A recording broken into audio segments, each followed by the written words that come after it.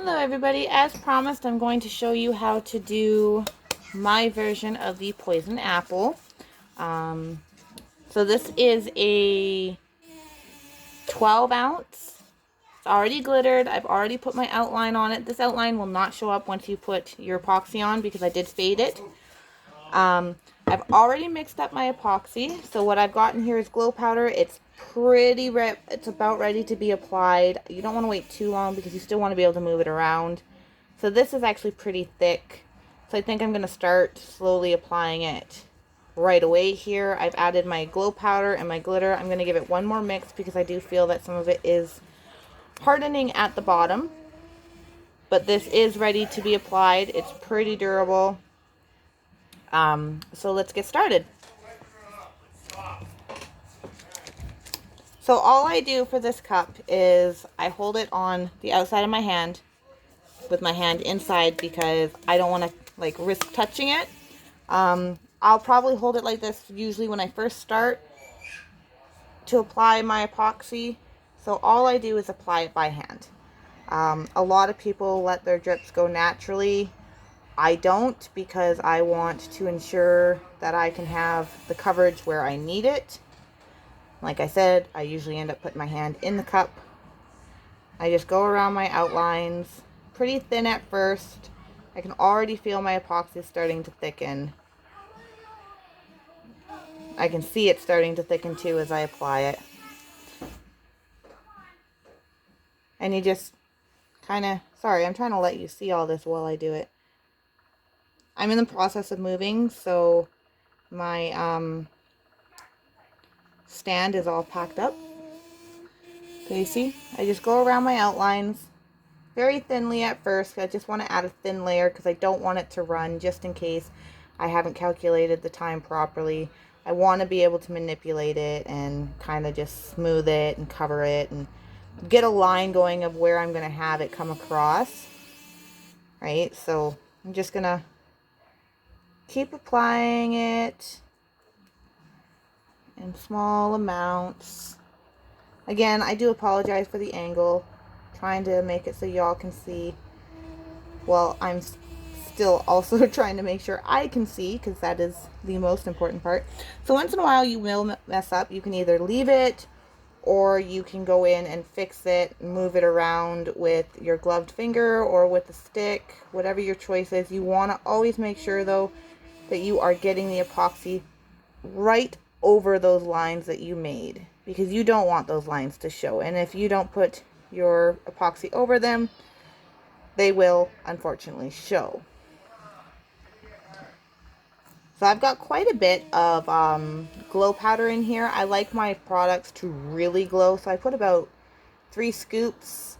And when I'm scooping my glow powder into my epoxy, I use a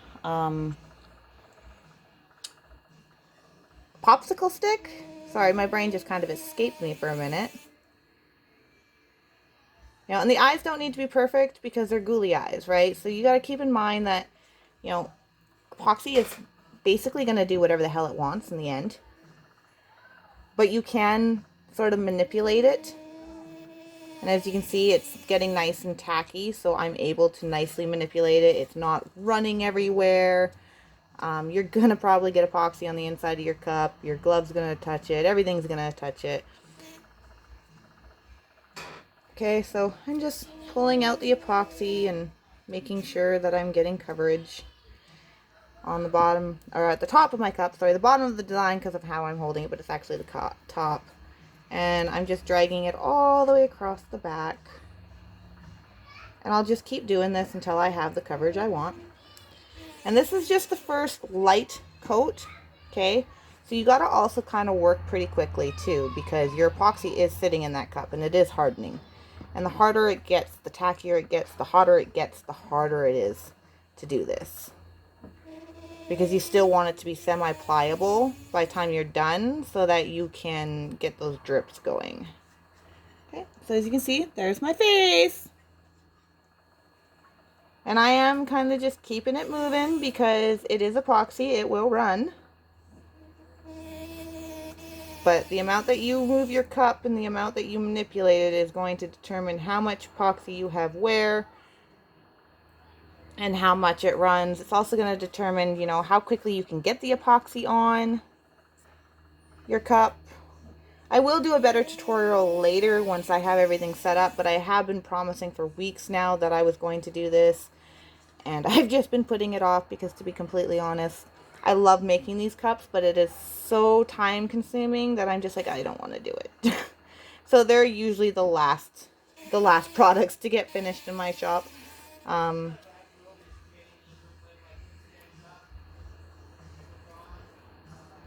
again, you want to just kind of make sure you got your lines going where you want them, because you're just putting a base layer of epoxy on this cup. Just a guide per se, so that you know where to pile it more, and so that you can come back and let it do its drip. So when I upload this, I will probably fast forward through these little bits here, because I'm sure, you know, after watching the first 3 minutes of the video, you finally get you kind of get the concept. So as you can see, like, I'm adding more and more as I go. And my lines aren't perfect because it's poison, right? Like, it doesn't need to be perfect. I'm a little OCD, so I probably do a little extra.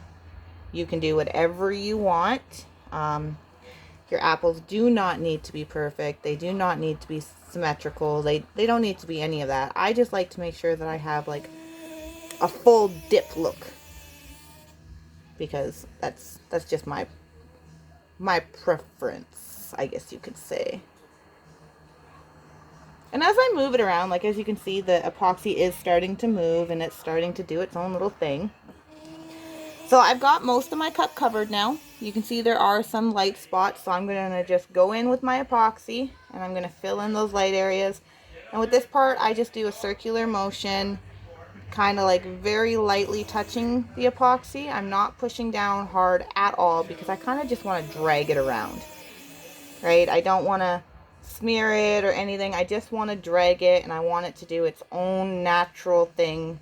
But I do want to make sure that those areas are filled and that you cannot see the red through the bottom of it. So when I first started doing these, I was hand painting the base color green, and I was like, oh my god, this takes forever. And it would literally take me a lifetime. I have a toddler running around. A lifetime was just not an option for me at all. So I tried to figure out, you know, what could I do to make this go faster? Like, what can I physically do to the epoxy to manipulate it so that I still get the desired color and look that I want, while still getting a drip effect, but not having to hand paint everything. And don't get me wrong, I love the hand painted ones that I was doing, because the drips were absolutely perfect. Like, they were rounded. But I was literally doing this process to every little area of the cup and not letting any natural drip happen. And that can be very time consuming, because, as you know, epoxy takes a while to set. Okay, so that's where we're at. It's pretty spooky. So now that I've gotten that far, what I want to do is I want to take my epoxy and I want to take a good glob of it. And now all I'm going to do is just run it along the bottom of this cup. And I'm going to make sure it goes on nice and thick, because this is where I'm going to blast it with heat next. Okay, so it's on there nice and thick. You can see it's on there nice and thick. At the same time as I'm doing this, I'm making sure not to bend my cup forward, or tilt my cup, sorry, not bend, because I don't want it to start dripping yet. Because as you can see, there's not much room for it to actually drip down. Yes, baby. He's got my song playing in the background. I was yelling it out. I know, I could hear you. That's my love. I love you. I love you too. Okay, so as you can see, I have a really good chunk there. It's all good. We're all set. I'm going to add some more in a few different places because I do have quite a bit of epoxy left. And like we said, we want this to be nice and thick on the with all of this, because as I'm bending and moving, it's going to thin, it's going to move, it's going to stretch, it's going to do all those lovely things that epoxy just does naturally. All right. Now there's a few places in here that I want to kind of patch up. I'm going to put a little bit extra over the eyes just because I want it to kind of... The one thing I've learned as I've done this over and over again is that when you tilt it and you have a little bit extra above the eyes, you get this good, like, angry, spooky glare. And that's really what we're going for, right? Like, you don't want your cup just to look like that. Okay, so that is done. I think that is a fairly good amount. I'm going to double check it for any areas that are remotely patchy, like right here. I'm going to add some in there. Again, I'm not pushing down. I'm just kind of dragging the epoxy along with my hand. And no, I'm not wearing PPE. I probably should be, but my husband accidentally packed my respirator mask, so no PPE for me today. All right, so as you can see, it's pretty solid. It's not really dripping because it was so hard when we started applying it. So I've got my heat gun over here. I'm just going to quickly plug this in while keeping an eye on my product because I do not want it to over drip. So this next part is time consuming. So as you can see, it is already slowly starting to drip. Now I'm just going to lightly blast it from afar. I'm not close at all. I do not want too much heat.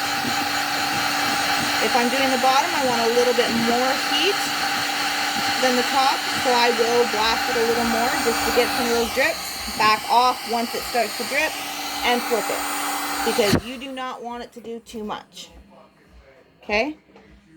Right now, you are the one to guide it. It will only do basically what you tell it to. And this is where the hard part comes in, because you really need to control this. And this is like probably for the next 15 minutes, you're going to be lightly heating and you're going to be tilting and dripping, and there we go. Now, that's it. That's all I want. I don't want any more drip than that. I want it to be spooky. I did overheat it too much, but that's okay. So this is it for the next 15 minutes until it starts to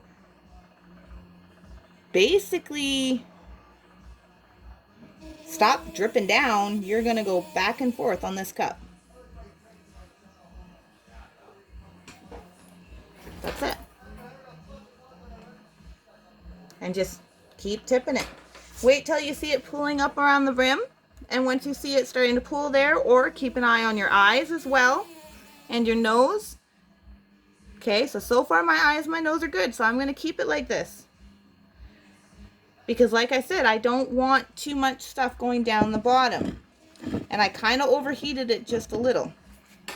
So I'm going to let it drip and droop back down. You really got to keep an eye on this. See, this one started to turn. That's easy to fix. Just wipe it off. Okay, so that is looking very good, you guys. I mean, I would like for these drips to go down a little more. And because I would like them to go down a little more, I might manipulate them. And to manipulate your epoxy, you just grab your stick and just lightly guide it. And then go back up, because if you go sideways, you're going to get that little drip right there, just like I did. So you just take it and lightly, ever so lightly, barely touching it, kind of like a feather touch, manipulate the drip down.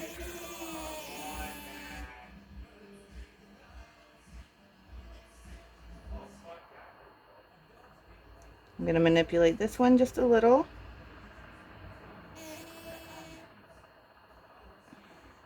This is the smallest one I've done to date. Usually people order the larger ones, but this one I actually got a 12-ounce order, so now I'm like, oh geez, Oh, there's a first for everything.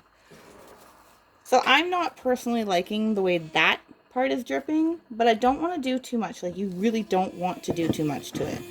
You just want to kind of let it do its own little thing, right? Because it's a poison apple. As you see, my eye didn't quite do what I wanted it to do either. It's kind of square.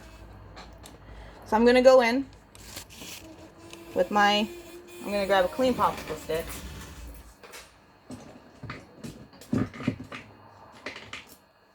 But I'm going to go in and I'm going to manipulate that eye to do what I want it to. Because I don't want it to be that round, that square. I want it to be round.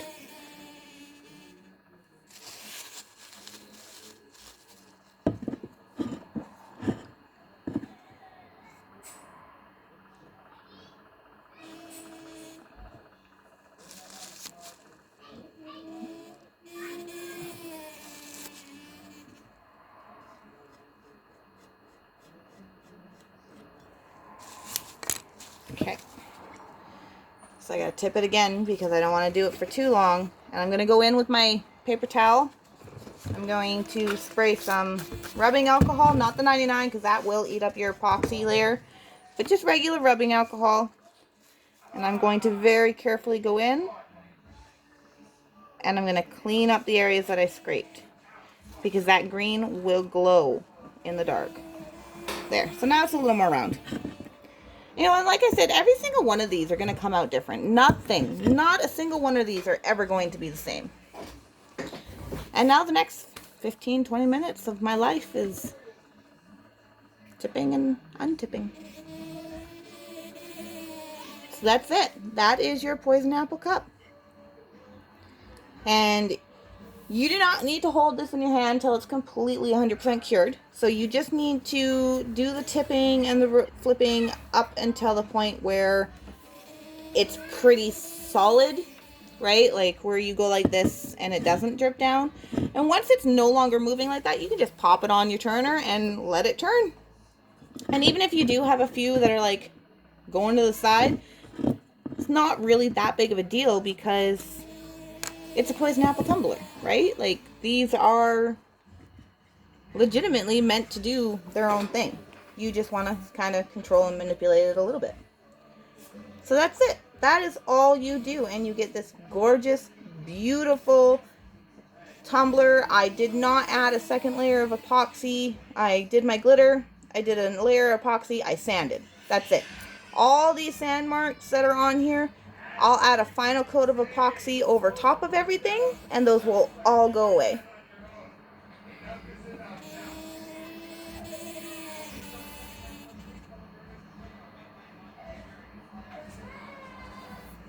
So that's it. Enjoy!